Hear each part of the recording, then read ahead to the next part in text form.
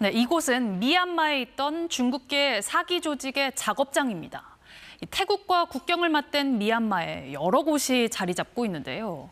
수백 명의 청년들을 가둬놓고 중국이나 한국인 등을 상대로 여성인 척 온라인 사기 범죄를 저지르게 강요했습니다.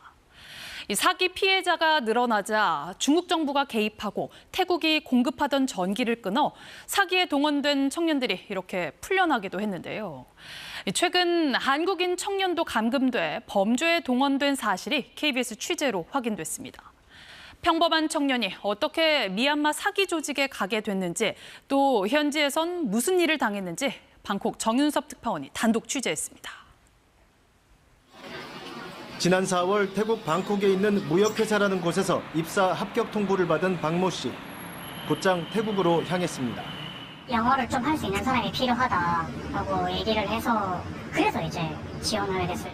그런데 입사 첫날 거래처로 간다던 차량은 10시간을 달리더니 국경을 넘어 미얀마 미야와디에 도착했습니다. 중국계 사기 조직의 근거지였습니다.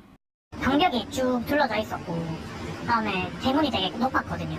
다 총을 들고 있는 거예요. 저항할 틈도 없이 소지품을 모두 빼앗겼고 교육 뒤 곧바로 사기 작업에 투입됐습니다. 여성 사진으로 가짜 SNS 계정을 만든 뒤 40, 50대 한국인 남성에게 접근해 투자를 유도하는 금융 사기였습니다. 코인에 이제 등락을 이제 조작을 할 수 있더라고요. 그래서 캡처를 해서 보내주면 보고 진짜 대단하다. 어떻게 하는 건지 알려줄 수 있냐.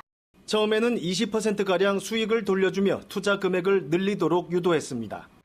더 큰 돈을 넣으면 그 시점에 이제 그냥 연락을 끊어버리는 거죠. 3, 4억도 보고 많이 하는 사람들은 10억도 봤어요.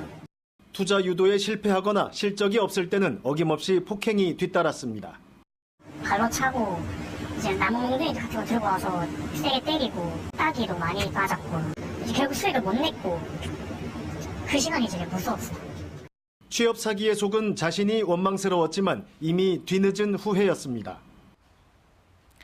네, 그럼 바로 특파원 연결해 사건 경위 더 자세히 알아보겠습니다. 자, 정윤섭 특파원, 그러니까 이 청년은 해외 취업 사기를 당해 의도치 않게 범행에 가담했다는 거죠. 구체적으로 어떤 수법에 속은 겁니까?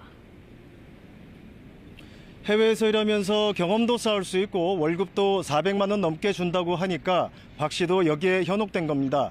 박 씨는 당초 태국에 오기 전에 혹시 취업 사기가 아닌지 의심했지만 전문적인 사기 조직의 감언이설에 속아 넘어갔다고 합니다. 미얀마 사기 작업장에서는 박 씨와 비슷한 처지의 청년 100명 정도가 범죄에 동원돼 있었다고도 전했습니다.